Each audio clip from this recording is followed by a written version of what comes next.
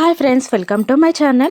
జున్ను లక్కీ ఇద్దరూ కలిసి జయదేవ్ నందన్తో ఈరోజు ఫ్యామిలీ అంతా కలిసి ఊరికి వెళ్తున్నాం అని అంటుండగా మిత్ర సైలెంట్గా ఉండిపోతాడు. ఇక లక్కీ మాట వల్ల మిత్ర కూడా ఊరికి వెళ్ళడానికి ఒప్పుకుంటాడు. ఇక వివేక్ ఇలా అంటుంటాడు, వదిన ఈసారి కార్లర్లో కాకుండా బస్లో వెళ్దాం వదిన అని అంటుండగా లక్ష్మి కంగారుగా బస్సా అని అంటూ ఉంటుంది. అవును వదిన, బస్ అయితే అందరం ఒకే దగ్గర ఉండొచ్చు, బాగుంటుంది అని వివేక్ అంటుండగా అది వివేక్ బస్సు అని లక్ష్మి వద్దు అని చెప్పడానికి ట్రై చేస్తుండగా మిత్ర బస్సే బాగుంటుంది, బస్లోనే వెళ్దాం అని ఫైనల్ డిసిజన్గా చెప్పేస్తాడు. ఇక అందరూ కలిసి బస్లో బయలుదేరుతారు. మనీషా మాత్రం ఈ ప్రయాణం లక్ష్మికి ఒక మరుపురాని రోజుగా ఉండిపోవాలంటీ అని అంటూ ఉంటుంది. ఇక బస్లో వెళ్తూ ఉండగా లక్ష్మి చాలా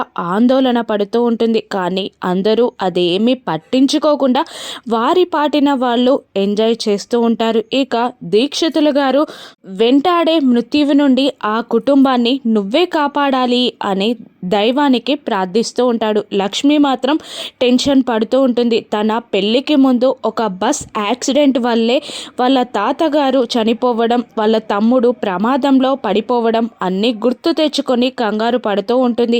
ఈసారి కూడా ఏదైనా ప్రమాదం జరుగుతుందా అని తన మనసు కీడుని శంకిస్తూ ఉండగా అందరూ బస్లో డాన్స్ చేస్తూ ఉంటారు. నిజంగానే సరియు మనీషా ప్లాన్ వల్ల మిత్రానందన్ కుటుంబానికి ప్రమాదం ఎదురుకానుందా? ఈసారి లక్ష్మి కుటుంబాన్ని కాపాడేదెవరు? లక్ష్మి ఎవరినైనా కోల్పోనుందా? రాను ఎపిసోడ్స్లో చూద్దాం. Thank you for watching.